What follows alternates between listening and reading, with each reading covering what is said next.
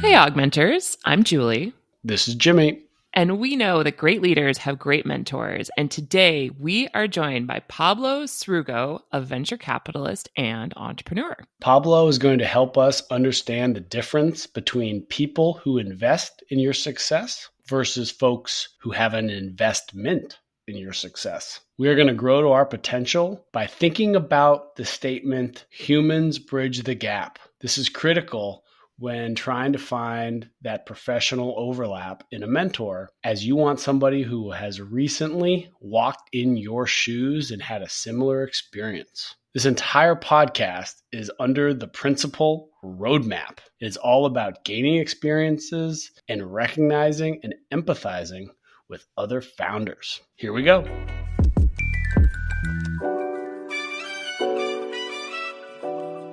Pablo Srugo, welcome to AugMentors. Good morning. How are you doing? I'm good. Thanks for having me. Excited to be here. We are super, super excited to hear all about your story. You have done some amazing things, connected with some amazing people, and brought some phenomenal businesses to the world. So I think you're going to have a lot to share with our listeners. So we'd love to just hear a little bit more about you before we get started. We usually ask our guests to tell us about a mentor that they had, potentially a mentor who really believed in them before they believed in themselves. So could you share with us who that was and what they saw in you? I mean, if we're going to go to somebody who believed in me before I believed in myself specifically, maybe we go all the way back and then we're talking about my dad, right? Somebody who certainly saw things in me before I was even able to, not so much that I didn't have confidence in myself. Like, I think, we're talking about a 4-year-old kid or a 5-year-old kid doesn't even know what believing in themselves means, right? And so I think that that's really powerful because it's, I consider myself somebody who's pretty confident, let's say. I obviously hope not to be arrogant, but in the areas where I think I'm decent, where I think I can do things, I don't suffer too much self-doubt. And I have to say that's probably 100% because of my dad and the sort of confidence that instills in a young kid when their mind's being formed, when their like essence is being formed. And so for somebody to believe in you, to push you, my dad always pushed me, right? He always pushed me to be better, whatever it was I was doing. If the kids were doing subtraction and addition in grade 1, I was doing multiplication, not because I thought it's because he was the one pushing me to do that and just pulling the right strings for me to be interested. It was never in like, hey, you have to do this because I say so. It's just pulling at the right things and the right interests to make me better, whether it was sports or whether it was school or whatever else it was. That is huge, honestly, because I think as parents, you don't always know the right balance. And I think the sort of parenting philosophies have changed a bit to be less like, no, you actually just have to do it. It's more like, well, do you want to do it or do you not want to do it? So how did he, how did he get you to do some of these things? Was it just a hit? Like you said, it wasn't necessarily him telling you to do it. Like, what did he say? Was he trying to inspire you to be a better person or? Yeah, I think that he was really good at noticing the interests and then pulling on them. Right. And at the end of the day, that's one thing that, you think kids want to just sit there and watch TV, and if you put it on, that's what they're going to do, and they're going to zombie out. But they actually don't really want to do that. If this is kind of the Montessori approach, right? Like if you were to let a kid and have a bunch of different things that they could do, whether it's sports, music, drawing, helping you cook and clean, whatever it is, they're a 4-year-old kid, a 5-year-old kid, 6-year-old kid is naturally going to want to do that. And then that's the starting point because he tried many times to make me, he's a guitar player. And, to make me interested in music. And frankly, he just always failed because there was no natural skill, that's for sure. And no natural interest. But when it came to math, when it came to sports, there was natural interest. And then it was just a matter of pulling on thing. And it wasn't about, hey, if you do this, you can watch TV, right? It was never external driven. It was intrinsic. But I think that's the superpower, is noticing, like letting the child explore, noticing what they tend to like, and finding ways to just pull that thread. I love it. So was there somebody then potentially beyond your dad that was also involved, whether it was the math and the sports as opposed to the music, that like there was another person, like a second link that kept you excited about those activities and engaged? Or do you think it like truly was just like, nah, if you put a pick and a string in front of me, I'm just going to break it and hurt my finger? I think it really was him in the early days. And then if we're fast forwarding later to, who's the next, that created, I think, so much momentum. And then he would always pull on that, right? So like with school, I'd show up and it's like, oh, I got, an A-. And it's like, well, why did you get an A, right? Like these kind of things, they're right? Pushing on why not this, why not that? Well, you could have done, right? And so you just, it builds that, but it wasn't building an insecurity. I think you could do it the wrong way, and it builds an insecurity. It builds, the things you don't want. It just built more of an ambition, I think is what it did. Then we can fast forward. I mean, if we want to go beyond that inner circle to when, I started my first businesses, and frankly, my mentor there, and we can pull on those threads, but I would actually argue was my co-founder. We were the same age. So it's not the normal mentor-mentee relationship.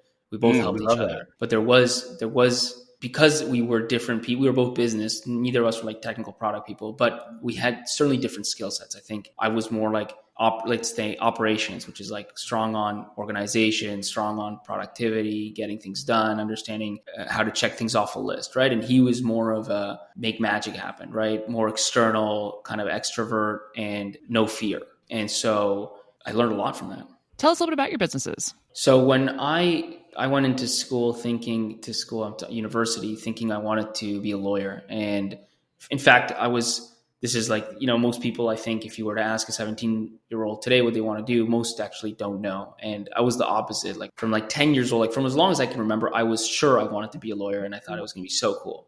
Wait, Pablo, you loved numbers and were good at numbers, but wanted to be a lawyer? I liked debating. I liked logic. And I thought that's what being a lawyer was going to be like. I imagined myself in a courtroom, arguing and just, But was your dad a lawyer? Right? What's that? Was your dad a lawyer? No, my dad wasn't a lawyer. I don't know how that profession, I can't remember how that profession came in front of me, but then that kind of idea developed as it does in a kid of the kind of end outcome, right? You're in the courtroom and you're debating cases, and that was attractive to me. But, I realized through university, I took a law class and then just, thought about the reality of it. I'm like, it's going to be a long road until I'm in a courtroom, debating my own case. Mm-hmm. And so halfway through university was when I realized I actually didn't know what I wanted to do anymore, because that wasn't interesting to me. And at the time, my co-founder, Lee, it's similar situation. Like he'd gone into university wanting to get into medicine, decided that wasn't for him.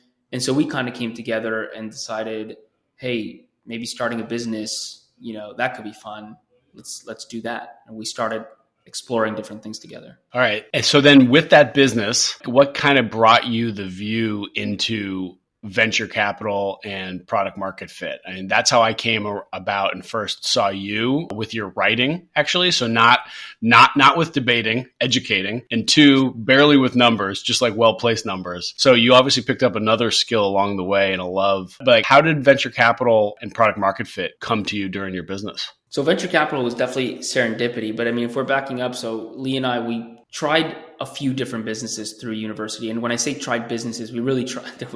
There was a startup competition at the university we went to where if you won, you would get $20,000 grant, which to us as like 8, 19, 20-year-olds was like $10 million, right? Like this was life-changing. Like, wow, I can't believe this is real. If that happens, we're basically millionaires, right? And so everything was, how do we get that money? And really it was a business plan competition, because business plans were still a thing back then. And so we had several different ideas. One worse than the other. I like the casual business plans aren't a thing, and I'll just keep going. Nice. We have decks now, and now they have like memos and all this stuff. And so the memos actually, maybe we're going back full circle, right? Because I heard memos are cool now, and so maybe those get longer. Now they're like business plans. I don't know. That's what somebody's in accelerator. Actually, Lee's in an accelerator right now, and he told me, it's my co-founder Lee, and he was like, they're telling me I need to write a memo. And I'm like, I'm pretty sure I don't. And I'm like, well, I haven't really seen that many of those, but I guess that's what they're telling the kids now. So I don't know. I mean, I remember when it was like on a fax, it would say like fax, like subject memo, because like for memorandum, but it wanted to be like cool because you want to save fax characters and keep it on one page instead of two. And then you'd have like memo and it'd be title, and then you'd like hit something quick. But like, I'm not even going to tell you what I remember. Well, it's all Notion now, right? Like that's the cool thing. And so people started, using that to write these like live memo things with links. And I'm just like, and now I feel like if I don't think that's cool, does that mean that I'm old? I don't know. I don't know. But can I go to one of my favorite like mini blogs you wrote where you're talking about product market fit and you're like, there's one way to know if you have it and it's completely unsatisfying unless you're 100% sure you don't have it. So if you're not 100% sure that you're not cool or that you're cool, you're not cool. That just breaks my heart, man. I don't know why I'm here. It's supposed to give me a boost, Just here to torture you. basically. That's it. We actually need parenting tips. That's why we started the conversation. So Right. you helped us both. Thank you. I don't have any kids, by the way. I'm in no position to give parenting tips to the audience. So disregard the first Those are 5 some minutes of good this ones. conversation. Yeah. It's all good. That's hilarious. So I completely derailed, which No, is all good. how I like to do it. So beyond memos, where did you hear the term product market fit? Because that's what really drawn me to you at the jump. So let's fast forward a little bit. I mean, we started business plans, whatever. We kind of almost got it at one point, but then we didn't get it. We can pull that story. I don't think that relevant. Then we started our first business. Basically what happened is 4th year university, I start tutoring on the side. And when the year comes to an end, Lee and I, we still don't have like a really cool business idea we can go after. So I'm like, well, I have this tutoring semi-business going on. Why don't we create that? Like, why don't we build a real brand around it and see what happens and kind of focus on university tutoring? So we launched My Tutor. It was a tech-enabled services. I mean, it was kind of a marketplace, but not really. Ran that for a year. And that was good, like first foray into business, really, small business, nothing too earth-shattering, but just got us right in, and we were making sales and we were making money enough for us to like eat and pay rent effectively. And then halfway through that, and we lived together, Lee and I lived together, we were roommates. So we were spending like 5 hours a week managing tutoring business where we don't tutor. So you can imagine there's not that much to do. And the other, however many hours a week brainstorming random ideas, which I don't think is like how you're supposed to come up with a business idea. But I mean, it's exactly what Julie wants to do. So she is 100% ready to get weird with you on business ideas. Whenever you start, I'll give you my number. Call me anytime. Yeah. Middle of the night, it's all good. There's people, Lee's like that, right?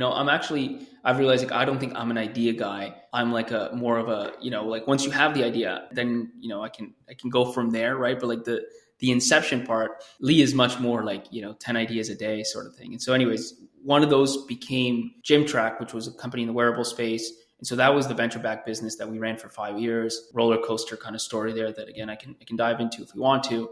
And then coming out of that was where I was looking to start another startup. And I was introduced to the founders of Mistral, the seed stage firm where I'm now partner, and decided, let's check it out. Let's have some conversations. And so I spoke with each of the founders, and, every single conversation just made me more and more interested until I decided, and they decided, hey, let's try this out.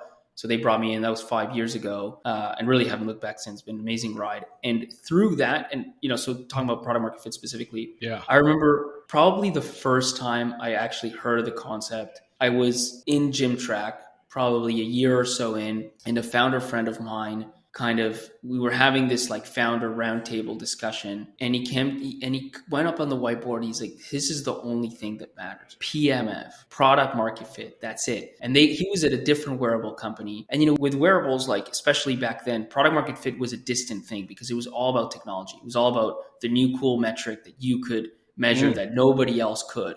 And that was like the thing. And that's what, frankly, got all the hype and got all the fundraising behind it. It was never, I've got product market fit. It was always like, I've got this wearable that can track this thing that nobody else can track and imagine, right? And so then you raise money. And he was at a wearable company that was very sophisticated metrics. At GymTrack, we wanted to track reps and weight, very, very kind of basic mainstream stuff. They were trying to track for cyclists, many different like power and hydration and like very sophisticated metrics. And so they had this band that would do that. And I remember him telling me, he's like, man, we have all these metrics. We do all these things. And then we finally decided, and I read about this product market fit thing, and I'm like, this is the only thing that matters. So I brought in cyclists to the office and I got them to try the product, and they told me they couldn't care less. They're like, they couldn't care less, but 10 of the metrics that we were tracking. But then, at the 10th cyclist, and I'm talking about different things we could do. And finally, I told them that we could measure the power output consistency. And that's when it hit, because cyclists are all about every single time you're pressing and pulling, you want to exert a certain amount of power, and you don't want these dead zones. And once we talked on this dead zone piece, that's when it hit. Like, oh, you can tell me where my dead zone is and how long it lasts. And all of a sudden there was interest, right? And that was like for him was the first time that he had a feeling for what product market fit could be like. And the first time I was introduced to the concept. And I'm like, you know what? That makes a lot of sense. How did you kind of come across the concept and the testing? Was it just like your gut instinct was, if we don't have product market fit, it doesn't matter? Or were the groups that you're working with like, go back and figure out product market fit, or else we're not going to go forward? This is the story that he shared with me. I don't know where he came up with the concept. And so he did all this stuff. And then when he told me the story, that was my first introduction. And I'm like, because I was in a similar world of wearables, I understood what he was getting at with all the metrics and stuff. And I could see how so much of the effort of all these businesses is around technology, it's around product, it's around accuracy. And at the end of the day, you can do so much that doesn't matter to the end user. And only when you do something, and then when you realize that it's only the 2% that really matters, and that's the thing you should have gone all in on. So that was my first introduction to the concept of product market fit, right? I walked out, I still remember that meeting. We're talking about whatever, maybe a decade ago, maybe a little less. And I still remember it to that day. And I can see the scene of him, writing that out. So that was the introduction. I don't know that I did anything with it at that time, but that was the introduction to product market fit. Okay. So then I'm curious how you took that like PMF, you heard it, it was brought into you. It was an unlock for me when I first heard it as well. And then there was a period of time before you started writing about it. Correct. And you were podcasting, tell me if I'm wrong, but you were podcasting before you were really doing these mini blogs on LinkedIn, right? Yeah, I don't start. There was definitely like some overlap. Like I did a few posts on LinkedIn and then I stopped and then I started podcasting and then I started again on LinkedIn. But I think what happened, now you're breaking it out of me because I don't actually recall I don't have this narrative like pre-built, but what happened was at one point I also started, this is now, so let's say that conversation happened, we're going to say 2014, 2015. By late 2016, what I started doing was there's this regional innovation center where I live in Ottawa called Invest Ottawa. And I started helping them out as an entrepreneur in residence, which effectively meant that I would work with idea stage, like truly idea stage companies. And, like we're talking, half an hour a week, an hour every 2 weeks, like really small, like not a lot of time. But I think that's where I start, where because of the sample size, I wasn't a VC then. So when you're a founder, like you just have your business. And in our business, it really was. You just have your business? What do you mean? It's everything. Come on. It is everything. You just have, that's what I mean. You just have your business. You have nothing else. It is everything. There you go. 100%. That's a different view of just. I get it. But the point is you don't have, your sample size is limited, right? And so when I started seeing all these different idea stage companies, and I think that's when it started to hit me after 10 or 20 or 30 of these, holy crap, like how many of these people are ultimately focusing on things that just won't move the needle. The pitch, the story, the business plan, the financial model, like just so many things. And they're not doing the one thing that's actually going to get you from 0 to 1, which is figuring out if you're actually solving a top of mind problem for your customers. Do they even have, like, is the thing you're after even a top of mind problem? Are you actually solving it? And the net of those two things ultimately can translate into product market fit. But like, that's the beginning, is value delivery. And that's when I think the importance of product market fit, that was probably the second moment, let's say, when the importance of product market fit was in my face. Pablo, I'm dying to know, because I imagine you mentor a whole lot of entrepreneurs. And this feels to me like you have distilled the one question that needs to be asked. And I'm actually also reflecting on your dad, right? Like, who is helping you kind of see things that maybe you were missing. What one phrase do you use with entrepreneurs when they come into your office? What is the one phrase you use to get them to stop and pause? I mean, it could be just like, what is your market fit? But are there other ways that you kind of bring it out in them? 100%. Yeah. So if it's different, obviously, in a pitch session than a mentoring session, because at the end of the day, we have a job to do, and that's to pick, in me specifically, 2 companies, 3 companies per year that I think could be outliers. And so, I'm taking this stuff in versus, let's say, in a mentoring capacity, whether I can add some value or not, it becomes secondary, because I have a responsibility, there's LPs and all that stuff. But let's say we're talking more on the mentorship side. The question is, like, do you believe you're solving a number 1 or number 2 priority problem for your customers? Like, truly, if you were to ask your customers, what are the top 3 problems? And I mean your ICP, not like if you sell to some big companies, like just who do you sell to in that company? Who's your ideal customer profile? And if you were to ask him or her, what is the number 1, number 2, number 3 problems you face every day, every week, every month? Is your problem one of those? Because if not, you're going to have bigger issues. And in the pitch meeting, the way I bring that out is I ask them, because we invest across verticals, right? So you can imagine many different industries. I, most of the time know very little about the industry they're talking about. And I say, what's the before and after? So like, what's the world today for your customer and whatever? And then you come in with your product And what is their new world like? And I'm hoping it's not like, well, they save an hour a week, right? They save like 4 hours a week. Like that's like, okay, whatever. Really, what's the transformation from the customer, the ICP that's ultimately either using your product or paying for your product or championing your product, depending on how you're selling? So that's probably the question on both sides, like the mentorship piece and versus the kind of pitch. You want the entrepreneur to start singing A Whole New World in front of you once you ask that. Yes. Which I won't do right now. I don't have enough coffee. I thought it was coming. I was excited. Julie, hit it. No, you do not want me doing that. You do not. How do people react when you say something like that to them in the differences? And I want to set up the difference in the relationships. When you say something like that, which I'm sure you say multiple times a week to people, when it's a pitch compared to a mentoring session where there's no like ask involved, what are the difference in the reactions? Like, have you been able to tease out something systematic? Well, of course, right? Because I think in a pitch, you're being tested. And so no matter what, you're going to have something to say. And so you say something, and in some cases it's soft, let's say, or just not unclear. That's what I would say. It lacks clarity. In other cases, I'll give you an example, right? So we're investors in a company called Roam, which is a car subscription platform, like pretty basic stuff. The idea is you have short-term rentals on one side where you rent, a car for a day or a week out of like Turo or Avis or Hertz. And then you have long multi-year leases, which is, traditional. And you have a huge gap in the middle. And so what's an example of a before and after? Well, take it. There's many different use cases, right? But just as an example, well, I like to golf in the summer, and I golf for like 3 months in the summer. So before Rome, I have to either rent a car every single time I want to go golfing, go to Hertz, like Uber to Hertz, get the car, pay an amount, do the whole transaction, go golfing, and spend like 2 hours out of my 6-hour golf session and then return the car.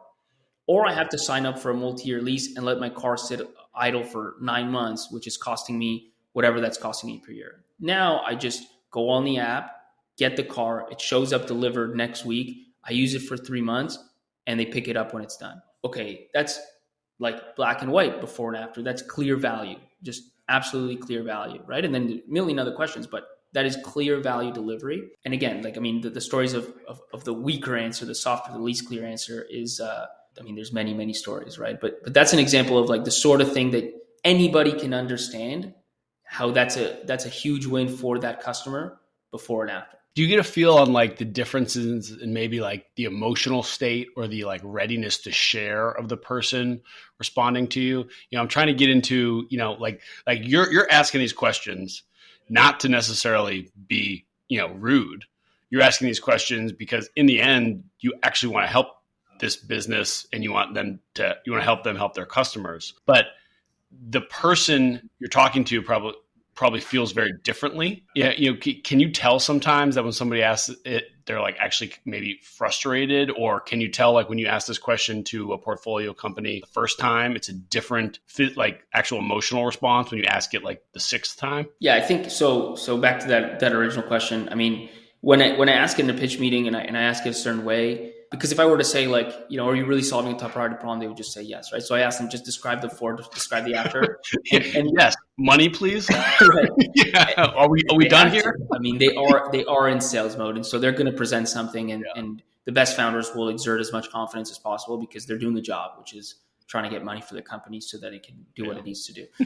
On the flip side, if we're talking on the mentorship piece, that's where there's a wider spectrum of things. Right. Of course, the problem is this, like person you need to be honest to is yourself. But often that's the person you kind of lie to the most and not on purpose. Like I think Charlie Munger has this quote. I don't remember the exact thing, but it's like when you think you're convincing others and really you're convincing yourself. Right. So you start telling this narrative and telling this narrative and telling, so you're pitching and you're telling people how great your startup is and blah, blah, blah. And you think you're really convincing different people in the room that your startup is great.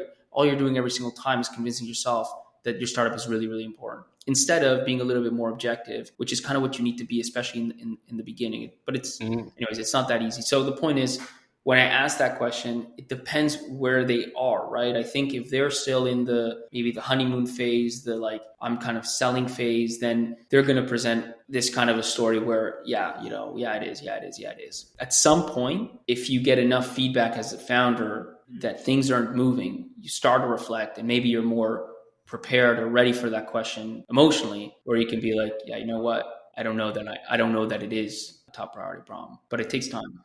Do you have a way, and I'm really trying to like tease out, like, do you have a way to make or help people begin to feel comfortable saying I don't know when you ask a question? Because that's one of the keys that we find in mentoring relationships, that until somebody, especially in 2023, we're all addicted to being right. So when somebody can actually just be like, I don't know.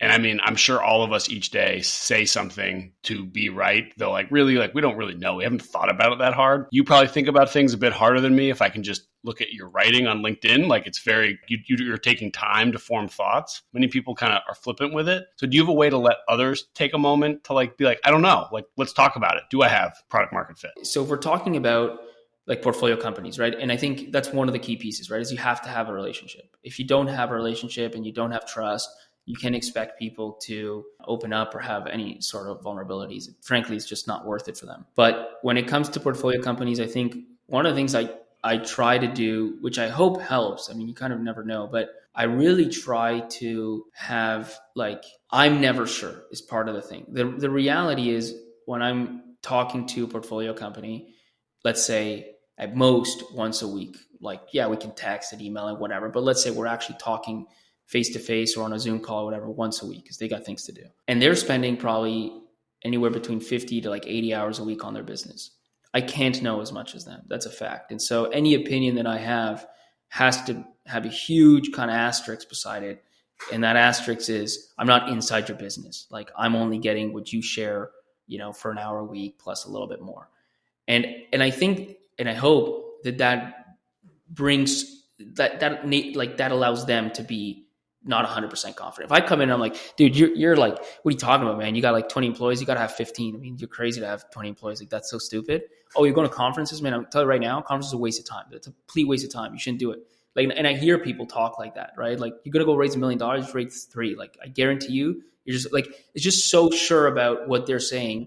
And at the end of the day, you just can't be that sure. First of all, in the seed stage world where things are just never that clear. And second of all, in a situation where you're spending an hour to their 70, right? Like, you always have to have that in mind. And so the hope is that by always kind of having that asterisk right there, look, like, I think this and that, but you know better. That just empowers them to then come back to you and say, well, actually, like, with this thing, I really don't know, right? Or just talking to you at that same level, because you're effectively being vulnerable, I guess, in a sense. Like, you're not trying to project this confidence that's fake. They don't need to project this confidence that's fake either. There's kind of a mirroring piece going on there, which I hope helps. I mean, it's hard to know. I keep thinking as you're talking, Pablo, about a mentor bench. We've definitely heard this before. The idea of having sort of like a tribe of mentors, right? Folks with like a variety of different experiences. For an entrepreneur in the startup phase of what you're talking about, what kind of profiles of people do you think they need to have on their mentor bench? I don't know if that's a word.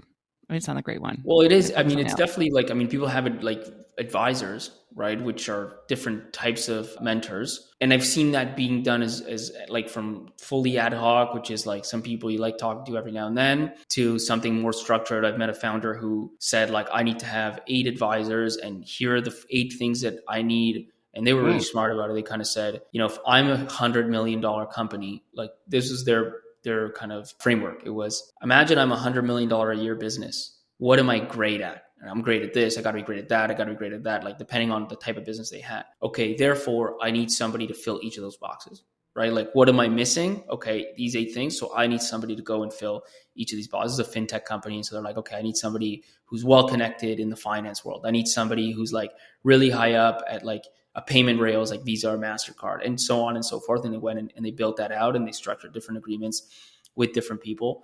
I think, though, that there's a nugget of wisdom there, which is, at the very least, you've got to figure out, the strengths and weaknesses piece, right? What do you really need to be strong at and who can help you there? And I think high level, like something that applies to probably every single, let's say, seed stage founder, is find a founder or 2 that are 1 notch above you, not 10 notches above you, that they don't even remember what it's like to be you. Right? Because now they have $100 million in the bank and they just have different problems. Somebody who's... I feel lucky every day that Julie still talks to me when she's that many notches above. So it's good that you're laying it out so she can remember. You got to bring yourself down to his level. You got to remember what it's like. I try. He is taller than me, but yeah, I try. But that's the idea. So if you're a seed and you have a Series A or maybe even Series B founder, who was there like a year ago, they actually remember the struggles of what it's like to have $500,000 in the bank, what it's like to not be able to hire this person, even though you 100% should, but you can't. And just the subtleties. That's the difference. Is anybody can read a book and understand the theory, but if you haven't been in the shoes, you don't get the subtleties, and the subtleties is what makes the difference between, useless advice and game-changing advice. Have you found a way to think through the time periods for where the potential mentor can still feel the things that the other person is going through? Like, I'm sure there are big enough events that there's a reason why everybody wants to give me parenting advice when my kid's like under 2 years old, because everybody can still feel that like time when they've had a kid. They're like, oh yeah, and women definitely more than men, they remember that time and they're going to want to talk about it. But is there, in the business world, especially as you're trying to grow a company, is there specific incidences where you're like, okay, for different fundraising, you really never want to be more than 2 or 3 years out. Whereas, if it's for selling your business, maybe that time period is more like 10 or 15 years even, because the technology hasn't changed that much. The style hasn't changed. Do you have any kind of rules of thumb there? I see what you're saying. Like for different things, you can reach out further. The problem is, and so I think that's probably true. Like something as big as selling your business, many people remember, and it doesn't necessarily change. But I find that it really these startups are such case by case situations, and what keeps one founder up at night is often very different. I mean, there's core things like how much cash you have in the bank, how much runway do you have, customers, but then when you go levels deeper, like it really changes from founder to founder. And that's what I found is like once somebody raises a Series C and they're a unicorn and they have $150 million in the bank, their perspective changes, and all of a sudden they could be great to advise somebody who's like a Series B founder with 20 million in the bank, but they can't remember actually at the deep enough level what it's like to have $500,000 in the bank and have to make decisions on that. They don't understand why you can't hire the rock star engineer. Like, you know what I mean? And so all of a sudden there's this kind of disjointed aspect between what that founder thinks you should do and what you even can do. Like what's a reality. That's why I'm so kind of adamant that 1 notch later, 2 notches later, right? So like if you think about it in fundraising milestones, the easiest thing, but you can think about it in revenue. Like if you're $1 million in revenue, you want advice from somebody who's got 3 million, 8 million in revenue. You think you want advice from somebody who's got 100. Like you think you want Mark Zuckerberg to come in and tell you how to go from 1 million to 10 million. But he's not the guy. Like he's thinking about multi-billion-dollar bets, and he's forgotten 100% what it was like to have $1 million in revenue. He's just going to tell you to find some twins and swindle them. That's all he remembers. This is so valuable, Pablo. I love this because I think it's really true in life, right? Like that person who's maybe a stretch ahead of you is really helpful in having you like be able to really think through what those next steps are. Like at that moment, it's just really about like the next steps. It's not about like these giant leaps. Are there places or resources that you point some of your entrepreneurs to, or ways for them to connect better with others? Are there like certain groups, or obviously, of course, your LinkedIn page, which we'll have dropped in the show notes, but are there any resources that you use with some of the teams that you work with? You're saying like to find mentors, or you're just asking like in general? Yeah, maybe in general, or like where they can, of course, one thing would be to find those mentors, but also to maybe find some of that, sort of next step advice.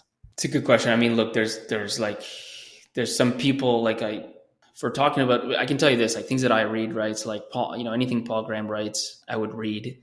Anything someone like, hard to implement some of this stuff, but Howard Marks, anything on strategy, like there's some top-notch writers out there who have they just get what they do so much better than anybody else. And these are places that I go to like get content. Yeah, I think, but again, like the challenge is always bringing theory to practice. And I think this is why I like, what you guys are doing in terms of AugMentors, like there's humans are the ones that bridge that gap. And so, and the beauty about founders, I think, is it's generally speaking, people who, because of the trials and tribulations they've gone through, are more than ready to help others. And so it doesn't take that much for a founder to find other founders that are willing to help. They can't jump into your business. They got things going on, but that are willing to have a call here or there and then potentially build a relationship with you over time. It's not as far as you think. This might be fully off and not actually be true, but when you said, like humans bridge the gap and founders were all ready to help founders because of those trials and tribulations,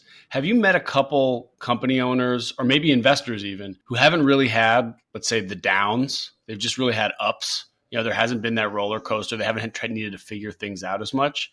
Have you found them potentially less willing to be like available to help somebody? Because normally when people ask for help, it's not because shit's going great. And have you seen that? Not only have I seen that, I've seen the transformation of people who are, let's say, unicorns and untouchables go from that to, these days are going unicorn to bankrupt overnight. And so take some punches to the face and humility just spike, right? Like people that they just will not answer your emails because they're on top of the world. And then all of a sudden things change. They realize they never were on top of the world. And they're the nicest, friendliest people you can imagine. Extremely helpful because they do have incredible experiences and they're obviously extremely talented and smart individuals. That's generally why. I mean, there's a luck component, but there's always a skill component that goes along. But yes, when people are in the peak of peaks, right? Like this untouchable, I can do no wrong. I'm just such a crusher mode. Humility tends to walk out the door, and then why would you help anybody, sort of thing? You'll help people, but only people that can help you, right? Like only if you look at somebody, and I know people like this, right? Like it's kind of like, does this person think you're their equal or superior? In which case, they're a 10 out of 10. Do these people think you're like an underling? In which case, like, you're nothing to them, right? They won't waste a second on you because how could you help them? Like people are in this. And I think that, and it's not everybody, by the way, I've met incredibly successful people who are total crushers who still keep humility, but it's hard. So I think if you've got, frankly, from a mentorship perspective, by the way, like going back to Zuckerberg, like, even in the early days, like the stuff just took off. So he went through crazy trials and tribulations, but he didn't in terms of getting traction, as an example. So if you were to ask that, like even young Mark Zuckerberg, hey, how do I get traction? He'd be like, just build a sick product that people love. Like, I don't know. Like, what do you mean? Are you insinuating that Zuckerberg might not have had trials and tribulations for product market fit, and that could be why the headset and the metaverse maybe are not taking off? Listen, I am pro Zuck. Like I am a big fan. So I'm not going to go on the other side of that. Right. But yes, early days, I mean, it's the reality is if you put out a product and it just takes off, like I was thinking about, and I'm doing this new stuff on the show now where I'm going into the really early days of big companies like Nike, whatever, trying to see how do they find product market fit. And so I'm looking through which company should I do next. And I'm going to do Nike soon. And then I was looking at Amazon. I'm like, oh, Amazon's such a cool story. I want to do that. And I knew the story of Amazon, but you listen to it and you're like, there's nothing to learn. I mean, basically Jeff Bezos is an absolute genius, a monster who's like at the right time, in the right place, sees the internet. He's like, the internet's going to be massive. You know what's going to be massive? E-commerce. You know what's going to be massive in e-commerce? Books. I'm going to do books. Does books, just takes off. Like that's the story. So what are you going to learn from that, right? What's he going to tell you about going from 0 to 1? He's going to market be like, analysis. I don't know. Just do it, right? Just do it. Versus somebody who put out a product, it didn't work, took punches to the face, went out, did discovery, that didn't work, this didn't work, finally figured something out, boom, that worked, okay, but only got him to 1 million, then had to fight his way to 10 or her way to 10 or whatever. That person can help you a lot more go from 0 to 1. And so that's what you're looking for. And I think this is interesting from this simple piece that almost everybody would want, like take the top 10 founders in Canada. That's probably who you want as your mentor. You want Toby as your mentor, but that's not often. Toby's here in Canada, he's a big deal because he's the founder of Shopify. Toby lived. Oh, okay. But and he did go through a bunch of trials and tribulations. But my point is, that's actually not really who you want. You want the people who took the punches to the face, who are close to where you are, one or two steps from punches to the face. Sorry. Yeah. Who recently took the punches still have the scars from the punches they just took. Exactly. You want to see the yellow bruising still. That's right. It can't go back to, a regular complexion. It must still have some. They're not on the floor anymore. They've gone up, but they're still hurting. Exactly what you want. It's the resilience. It's all about the resilience and being able and the humility to share your story and to share honestly. Right. And I loved what you said about people who just are like, I don't know, you're nothing, now today, and then here they are back again, Schadenfreude. But It's a good reminder, right? That you always just being humble, like at any stage in life. And I think a lot of what we talk about with AugMentors is like the feeling that you get by helping somebody else and that connection to your own well-being by being part of somebody else's journey. When they're successful, you feel that success for them. So while somebody who's coming and asking you for help may or may not be the next Zuckerberg or the next what have you, just knowing that you were part of their journey to help them get from point A to point B, or you said something that was really insightful, or you learned something from them, how important that is. I think, Jimmy, we have to do a product market fit analysis, and maybe we can share it with Pablo. But I think trying to help people solve those problems of feeling really isolated and alone in some of these experiences is what we're here to try to do. It's going to be hard to find a wearable for that, Julie. If anyone can do it, it's you, Jimmy. If you can find a wearable that tracks product market fit, you have product market fit, and I will be the first customer. Yeah. Is that your next business? And that's the real metaverse. I love it. Yeah. Oh, Pablo, well, we have a couple rapid fire things we like to do at the end. 4 are easy. The last one might be a little harder, but I'm just going to say 4 words and let me know what comes to mind. Whatever it is good. So when I say the word mentor, what pops up? Somebody's name, Code, who's like my mentor here at Mistral. When I say mentee, learner. How about sponsor? Why does money come into my head when you say there you go? Yeah, it's all good. Yeah, I mean you're a podcaster. It makes sense. And if I say coach, VC comes in my head because we tend to think of ourselves as not players but coaches. I like it. And then we have this metaphor called like the book for book club. You know, book club itself is a great way for people to talk about anything other than the book. It's the book that brings people together. I'm curious if you have something that you bring, like an actual icon or, token to meetings. Maybe it's just talking about product market fit. Maybe it's your blogging, but is there something you bring that helps like kind of unlock the conversation and get people to say, I don't know? Frankly, humility and like the ability to myself say and start with like this, I'm not sure, but like this, I don't know stance. I think that's powerful. Awesome. Pablo, thank you so much. This was amazing.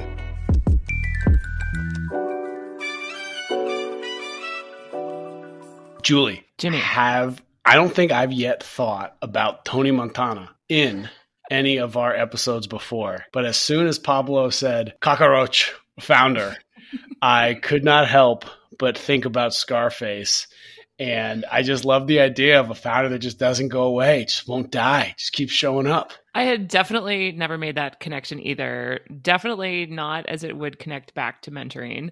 But I feel like Pablo actually brought quite a bit new to us. We had never actually interviewed a venture capitalist before. I'm proud that in the last, 5 years, I totally understand what a venture capitalist does. So that makes me happy. Hey there. And I could follow the whole conversation. And I also loved the concept of like, there are going to be people who are like literally invested in your success. And those are going to be people who also can mentor you. And that could be your banker, that could be your accountant, that could be your lawyer, that could be your venture capitalist, that could be, that it was just an interesting perspective. Like, how do you take that? Like, how do you take that information? Have you ever had somebody literally invested in your success also giving you advice? Yes. Yeah. That person doesn't talk to me anymore, maybe because the investment didn't go that well. Yet, yeah, I felt like I was treated like the son this individual never wanted. And definitely went above and beyond what a standard investor would do.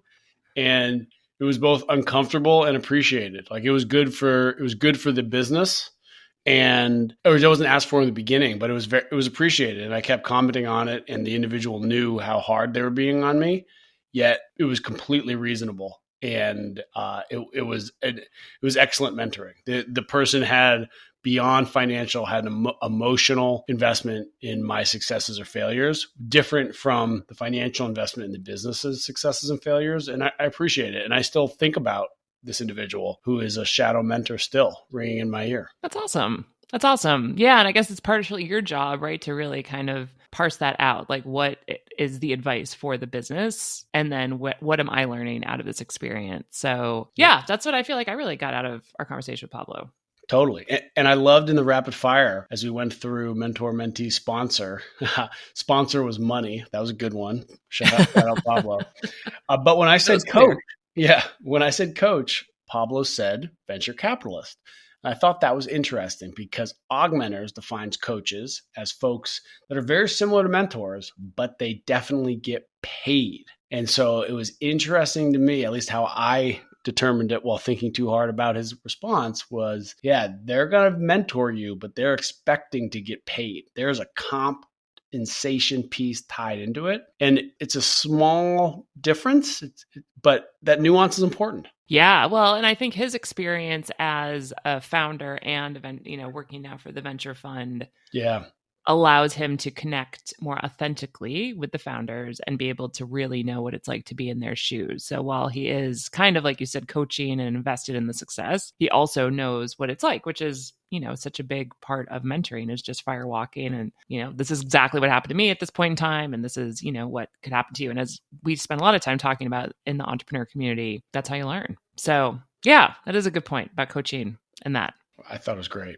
And then also how Pablo really talked about thinking about the shoes or the step you need to take next and thinking about people who have recently walked that same path. And as Pablo being somebody who has run his own business, he is in a great position right now to be a mentor and coach to folks he's investing in. So it makes a lot of sense why he's in this position and how he has that mindset about how he advises folks to really think about that next step. And that's a big piece of, search, the principal search within AugMentors. You need to go out and have a lot of experiences. That's principle of roadmap. Yet you need to have the roadmap to understand where your professional and personal overlaps will be with a future mentor. And Pablo laid it out really clearly and productively for founders who are trying to grow their business.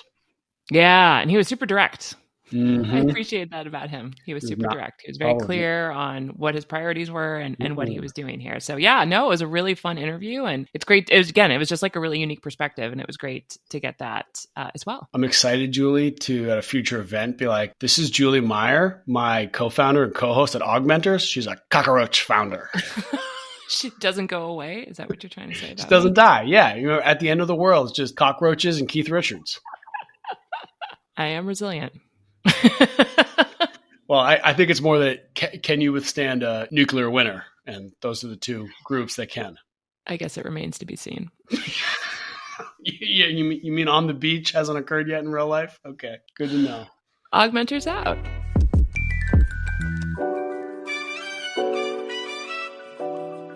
Wow, you've made it this far, and we thank you. Hopefully you enjoyed our episode and discovered new ways to bring more authentic connection into your mentoring relationships. Want to tell them more, Jimmy? Be an AugMentor with us. Visit our website for the best interactive mentoring content at augmentors.us. Share our podcast with someone you care about. Like and subscribe. And yes, really, you following our show and writing a review, it's a big deal. Your actions provide us with the resources to continue our undefeated, unencumbered, prize-winning productions. We welcome questions and suggestions via email hi@augmentors.us or on social with our handle @AugmentorsHQ. We are most active and available on LinkedIn and YouTube. Shout out and earnest thank you to our intrepid producer, Erlen Cato. We appreciate you. AugMentors out. See ya.